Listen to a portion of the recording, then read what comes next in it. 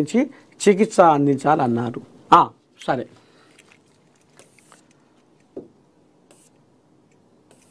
నేటి నుంచి అసెంబ్లీ సమావేశాలు. కాళేశ్వరం కమిషన్ రిపోర్టు ఎజెండాగా సెషన్స్ చర్చించిన తర్వాత ప్రభుత్వం కీలక నిర్ణయం తీసుకునే అవకాశం.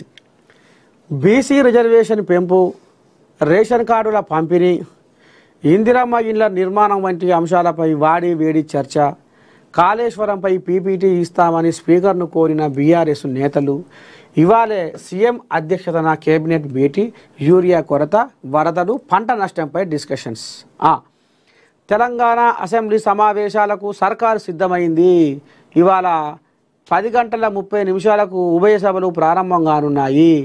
ఈసారి జరగబోయే సమావేశాలు వాడి వేడిగా కొనసాగే అవకాశం ఉంది. కాళేశ్వరంపై జస్టిస్ ఘోష్ కమిటీ ఇచ్చిన నివేదికను సభలో పెట్టేందుకు సర్కారు సిద్ధమవుతోంది. సభలో చర్చించిన తర్వాత ప్రభుత్వం కీలక నిర్ణయం తీసుకునే అవకాశం ఉంది. అయితే ఈ నివేదికపై చర్చ సందర్భంగా ప్రతిపక్ష నేత కేసీఆర్ వస్తారా లేదా అనేది ఆసక్తికరంగా మారింది. ఆ అంశాలపై వాడి వేడి చర్చ. బీసీలకు 42% రిజర్వేషన్పై జీవో జారీ చేసే విషయంపై కూడా సర్కారు కసరత్తు చేస్తుంది. సభ మొదటి రోజు పూర్తయ్యాక కేబినెట్ భేటీ కానుంది. ఇందులో బీసీ రిజర్వేషన్ జీవోపై నిర్ణయం తీసుకునే అవకాశం ఉంది. సభను ఎన్ని రోజులు నిర్వహిస్తారనే దానిపై బీఏసీలో నిర్ణయం తీసుకున్నారు.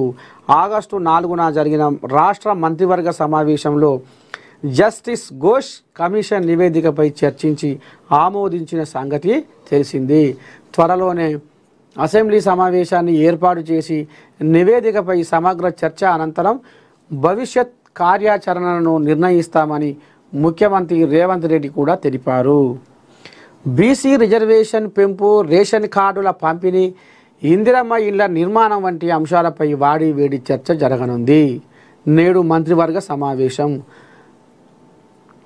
మరోవైపు రాష్ట్రంలో యూరియా కొరతతో పాటు పలు చోట్ల రైతులు ఆందోళనలు చేస్తున్నారు.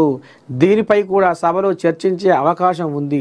వెనుకబడిన తరగతులకు 42% రిజర్వేషన్లు వంటి అంశాలపై వాడి వేడిగా చర్చ జరిగే సూచనలున్నాయి.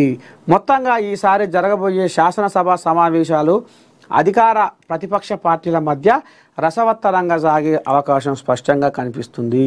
అలాగే ముఖ్యమంత్రి రేవంత్ రెడ్డి అధ్యక్షతన మధ్యాహ్నం కేబినెట్ సమావేశం జరగనుంది. ఈ సమావేశంలో యూరియా కొరత, వరదలు, పంట నష్టంపై, ఉద్యోగుల సమస్యలపై డిస్కషన్స్ ఉంటాయని తెలుస్తుంది. సరే,